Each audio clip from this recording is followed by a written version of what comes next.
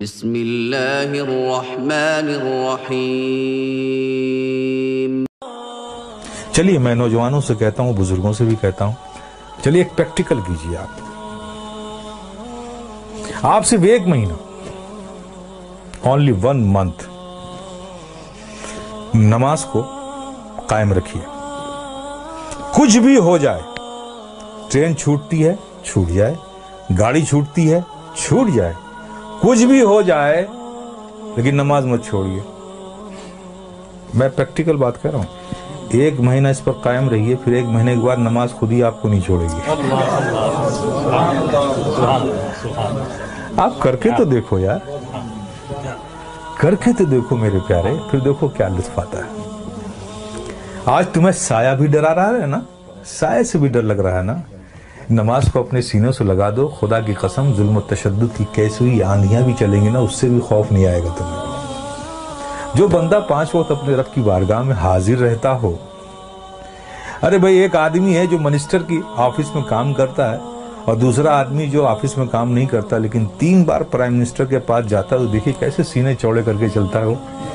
اس کا آنا جانا پی ایم کے وہ آفس میں ہے، دیکھیے اس سے لوگ ملتے، ارے صاحب یہ پی ایم کیا ہے، اس سے پی ایم سے تعلقات ہے، پی ایم کے یہاں آ جاتا ہے، ہمارے پریزیڈنٹ سے اس کے تعلق۔ دیکھیے کتنا بے خوف گھومتا ہے اس ملک میں۔ اور تم، اللہ نے کتنا فضل فرمایا کہ 5 وقت تمہیں یہ سعادت نصیب کرتا ہے۔ میرے بندو آؤ میری بارگاہ میں، جب تم کھڑے ہوتے ہو تو میں تمہیں دیکھتا ہوں، تمہاری عبادت، اور ایسی حالت میں کھڑے ہوتے ہو، ایسی حالت میں کھڑے ہوتے ہو، چونکہ میں دیکھوں گا نا تو میں جسے دیکھوں اس کی حالت بھی تو ویسی ہو۔ پیارے آقا صلی اللہ علیہ وسلم ارشاد فرماتے ہیں کہ رب نے فرمایا، جب ایک بندہ نماز کے لیے مسجد میں جاتا ہے اور نماز کے لیے وہ کھڑا ہوتا ہے، تو کھڑے ہونے سے پہلے رب فرماتا ہے فرشتوں سے، اے فرشتوں، اس کے اندر جتنے گناہ ہیں نا وہ اس سے جدا کر لو، نکال لو، ان سارے گناہوں کو الگ کر دو اس سے۔ فرشتے اس کے سارے گناہ نکال لیتے ہیں۔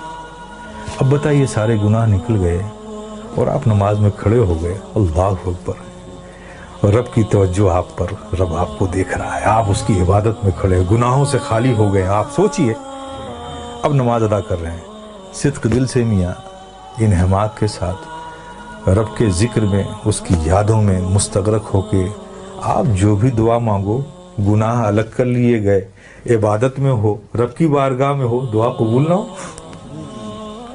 لیکن دیکھیے ہماری مادیت کا اثر دیکھیے کہ وہاں بھی ہمارا ذہن بھٹکتا رہتا ہے۔ آپ سمجھ رہے ہو نا؟ پھر اس کے بعد کیا ہوتا ہے، جب وہ بندہ نماز سے فارغ ہوتا ہے، کتنی بڑی نعمت ہے آپ سوچو، نماز سے فارغ ہوتا ہے تو فرشتے پوچھتے ہیں، مولا وہ جو نماز سے پڑھنے سے پہلے اس کے گناہ الگ کیے تھے، وہ جو سب رکھے ہوئے ہیں الگ اس سے، یہ نماز سے فارغ ہو گیا، اب اس کا کیا کروں،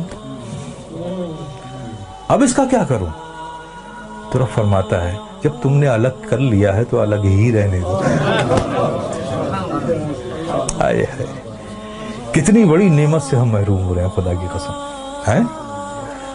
اس لیے میرے عزیز، میرے پیارے، یہ بہت بڑی نعمت ہے، بہت بڑی نعمت۔